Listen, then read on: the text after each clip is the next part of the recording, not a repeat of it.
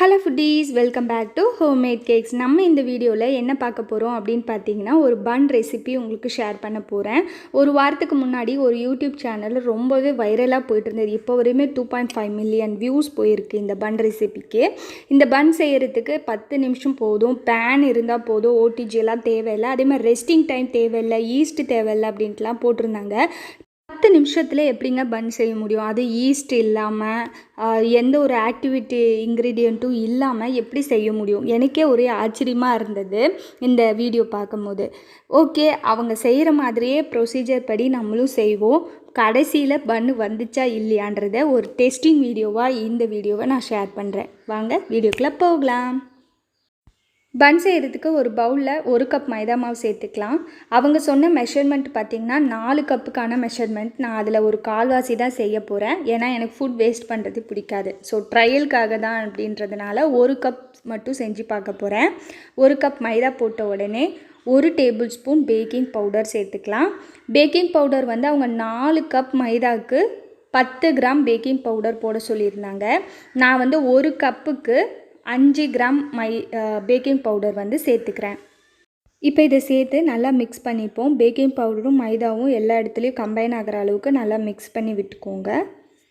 இதுக்கப்புறமா தேவையான அளவுக்கு சால்ட்டு, ஒரு 1/4 teaspoon salt, 1/2 teaspoon powder sugar சேர்த்தாலும் சரி, இல்லை நார்மல் சுகர் இருந்தாலும் சரி சேர்த்துக்கலாம். அவங்க வந்து சுகர்லாம் சேர்க்கலை, ஆனால் நான் சுகர் சேர்த்துருக்கேன். ஏன்னா பன்னுனா கொஞ்சம் தித்திப்பு இருக்கும்ல, ஸோ அதனால் நான் வந்து சுகர் சேர்த்துருக்கேன். இப்போ 4மே நல்லா கம்பைன் ஆகிற அளவுக்கு மிக்ஸ் பண்ணி வச்சுக்கலாம். இப்போ இன்னொரு பவுலில் 1/4 கப்பு தயிர், அதே 1/4 கப்பில் வாட்டர் வந்து சேர்த்துக்கலாம். சேர்த்துட்டு நல்லா ஒரு விஸ்கு வச்சு நல்லா பீட் பண்ணிக்கோங்க. இப்போ பார்த்திங்கன்னா நான் நல்லா பீட் பண்ணிட்டேன். இதுக்கப்புறமா நம்ம எடுத்து வச்சுருக்க மாவில் கொஞ்சம் கொஞ்சமாக சேர்த்து நல்லா ஒரு டோ மாதிரி பிசைஞ்சிக்க போகிறோம். ஒரேடியாக எல்லாத்தையும் போட்டு மிக்ஸ் பண்ண வேணாம், கொஞ்சம் கொஞ்சமாக போட்டு மிக்ஸ் பண்ணிக்கோங்க. நல்ல ஒரு திக்கான டோ கிடைக்கும். நான் சொன்ன மெஷர்மெண்ட்டுக்கு 1 கப் மைதா கரெக்டாக இருக்குது. ஸோ அவங்க வந்து 4 கப் மெஷர்மெண்ட்டுக்கு சொல்லியிருந்தாங்க. இதை நான் நல்லா பிசைஞ்சிட்டு உங்களுக்கு காட்டுறேன் எப்படி இருக்குது அப்படின்னு சொல்லி. இப்போ பார்த்திங்கன்னா நான் நல்லா பிசைஞ்சிட்டேன், டோ மாதிரி வந்துடுச்சு. இப்போ வந்துட்டு 1 டேபிள் ஸ்பூன் சன்ஃப்ளவர் ஆயில் சேர்த்துக்கிறேன். ஃப்ளேவர் இல்லாத ஆயில் வந்து சேர்த்துக்கோங்க. சேர்த்துட்டு இந்த ஆயில் நல்லா கோட்டட் ஆகிற அளவுக்கு நல்லா பிசைஞ்சு எடுத்துக்கலாம். இப்போ பார்த்திங்கன்னா நல்ல டோவை வந்து பிசைஞ்சாச்சு. பார்க்குறதுக்கு இந்த மாதிரி தான் இருந்துச்சு. ரொம்ப சூப்பராக இருந்தது, ரொம்ப சாஃப்டாக இருந்தது.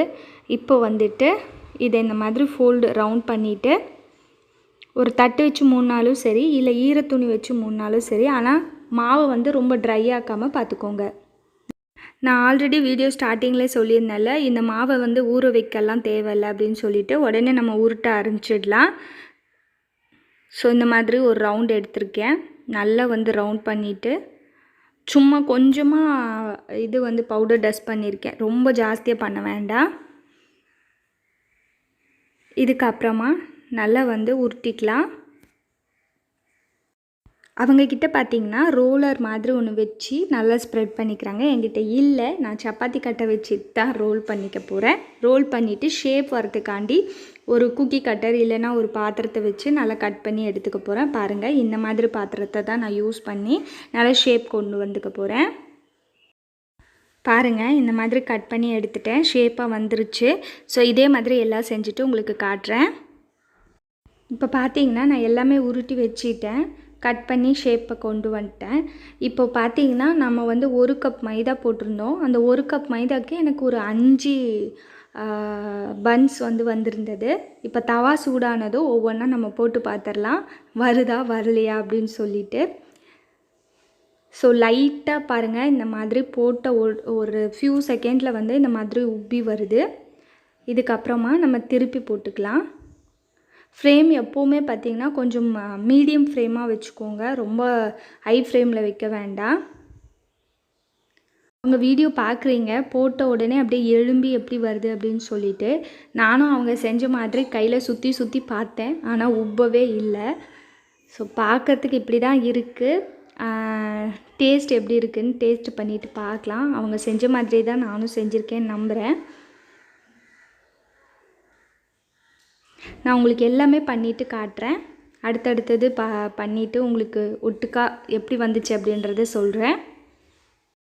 பாருங்கள் ஃப்ரெண்ட்ஸ், இப்படி தான் இருந்துச்சு. பார்க்குறதுக்கு பன்னு மாதிரி இல்லை, ஆனால் ரொம்பவே சாஃப்டாக இருந்துச்சு.